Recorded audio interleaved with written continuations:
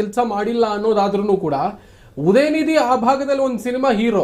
ಪ್ರಮುಖವಾಗಿ cinema hero ಅಂತಂದಾಗ add on ಮಾಡೋದಾದ್ರೆ ತಮಿಳ್ನಾಡಿನಲ್ಲಿ ಸಿನಿಮಾದವ್ರನ್ನ ಪೂಜಿಸುವಂತ ಪದ್ಧತಿ ಇದೆ. ಸುಮಾರು ದೇವಸ್ಥಾನಗಳು ತಮಿಳ್ನಾಡಿನಲ್ಲಿ ಇದಾವೆ, ಸುಮಾರು ನಟ ನಟಿಯರಿಗೆ ದೇವಸ್ಥಾನ ಕಟ್ಟಿದ್ದಾರೆ.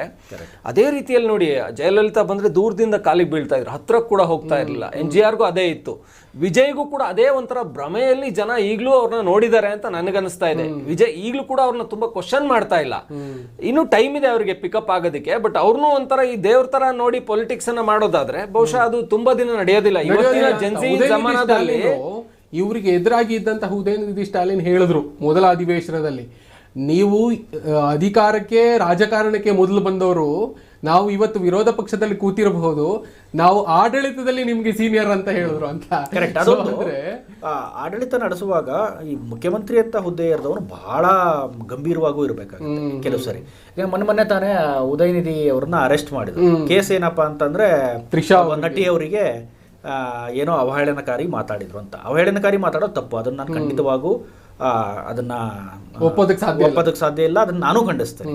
ಆದ್ರೆ ಸೊ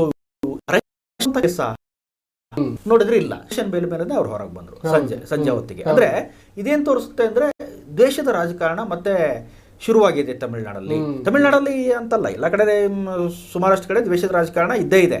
ಕರ್ನಾಟಕದ ಮಟ್ಟಿಗೆ ನೋಡೋದಾದ್ರೂ ಹಂಗೆ ದ್ವೇಷದ ರಾಜಕಾರಣ ಇದೆ, ಆದ್ರೆ ಅಷ್ಟು ದೊಡ್ಡ ಮಟ್ಟದಲ್ಲಿ ಕಾಣಿಸಲ್ಲ ನಿಮ್ಗೆ.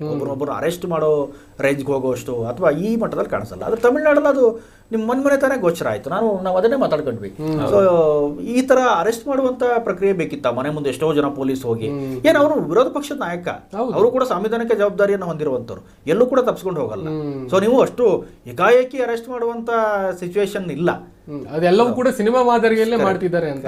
ಮತ್ತೊಂದು ಚಾಲೆಂಜ್ ಯಾವಾಗ ಬರುತ್ತೆ ಅಂದ್ರೆ ಇನ್ನೊಂದ್ 2-3 ತಿಂಗಳಲ್ಲಿ ಉಪಚುನಾವಣೆ ಏನಿದೆ. ಕೆಲವರು ADMK ಇಂದ ಬಂದಿದ್ದಾರೆ ಪಕ್ಷವನ್ನ ಬಿಟ್ಟು ಈ ಕಡೆ ಬಂದಿದ್ದಾರೆ, ಉಪಚುನಾವಣೆ ಎದುರಿಸಲೇಬೇಕಾಗುತ್ತೆ. ಆಗ ತಿರುಚಿರಾಪಳ್ಳಿ ಈಸ್ಟ್ ಏನಿದೆ ಅಲ್ಲಿ ತ್ರಿಶಾನ್ ನಿಲ್ಲಿಸ್ತಾರೆ ಅಂತಾರೆ, ಸ್ಟಾಲಿನ್ ನಿಲ್ಲಬೇಕು ಅಂತ ಆ ಕಡೆ DMK ಇಂದ ಒತ್ತಾಯ ಇದೆ. ಸ್ಟಾಲಿನ್ ವಿಧಾನಸಭೆ ಒಳಗೆ ಬರಬೇಕು, ವಿಜಯ್ ಅದ್ರ ನಿಲ್ಲಬೇಕು. ಆವಾಗ ನಿಜವಾದ ಚಾಲೆಂಜ್ ಗೊತ್ತಾಗುತ್ತೆ. ಆ ವಿರೋಧ ಪಕ್ಷ ಉದಯನಿಧಿ ಸ್ಟಾಲಿನ್ ಇನ್ನೂ ಸ್ವಲ್ಪ ಯಂಗ್ ಏಜ್ ಅವರು. ಸೊ ವಿಜಯ್ ಸ್ಟಾಲಿನ್ ಎದುರು ಏನು ಉತ್ತರ ಕೊಡ್ತಾರೆ ಅಂತ. ಸೊ ತಿರುಚಿರಾಪಳ್ಳಿ ಈಸ್ಟಿಂದ ಯಾರು ನಿಲ್ಲಿಸಿ ಗೆಲ್ಲಿಸ್ತಾರೆ. ಸೊ ಆ ಉಪಚುನಾವಣೆಗಳಲ್ಲಿ ಗೆದ್ರೆ ವಿಜಯ್ TVK ಪಕ್ಷದ ಅಸಲಿ ತಾಕತ್ತು. 2ನೇ ಸಾರಿ ಗೆದ್ರೆ, ಏನೋ ಒಂದ್ ಸರಿ ಫ್ಲೋ ಅಲ್ಲಿ ಗೆದ್ದಿರ್ಬೋದು. ಆಮೇಲೆ ಸ್ಟಾಲಿನ್ ಕೊಳತ್ತೂರಲ್ಲೇ ಸೋತಿರೋ ಕಾರಣಕ್ಕೋಸ್ಕರವಾಗಿ ತಿರುಚಿರಾಪಳ್ಳಿಯಲ್ಲಿ ಬಂದು ನಿಂತು ಗೆಲ್ತಾರೆ ಅನ್ನುವಂತ ವಿಶ್ವಾಸ DMKಗೂ ಕೂಡ ಅವ್ರಿಗೂ ಭಯ ಇದ್ದೇ ಇದೆ.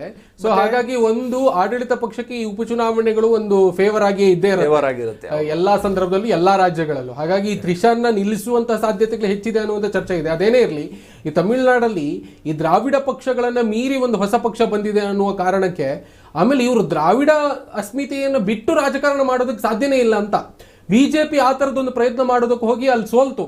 ಇವತ್ತಿಗೂ ಕೂಡ ಅಣ್ಣಾಮಲೈಯವರನ್ನ ಮುಂದಿಟ್ಟುಕೊಂಡು ಯಾವ ರೀತಿಯಾಗಿ ಹೀನಾಯವಾಗಿ ಸೋಲ್ತೋ, ಅದೇ ರೀತಿಯಲ್ಲಿ ಅಣ್ಣಾಮಲೈಯವರನ್ನ ದುಡಿಸ್ಕೊಂಡಿರುವಂತ ರೀತಿ ಹೈಕಮಾಂಡ್, ಬಿಜೆಪಿ ಹೈಕಮಾಂಡ್, ಅವ್ರು ಬಿಜೆಪಿಯಿಂದ ಹೊರಗೆ ಬಂದು ಇನ್ಯಾವುದೋ ಒಂದು ಪೊಲಿಟಿಕಲಿ ಬೇರೆ ರೀತಿಯಲ್ಲಿ ಒಂದು ಟ್ರಿಕ್ಸ್ ಮಾಡೋದಕ್ಕೆ ಹೊರಡ್ತಾ ಇದ್ದಾರೆ.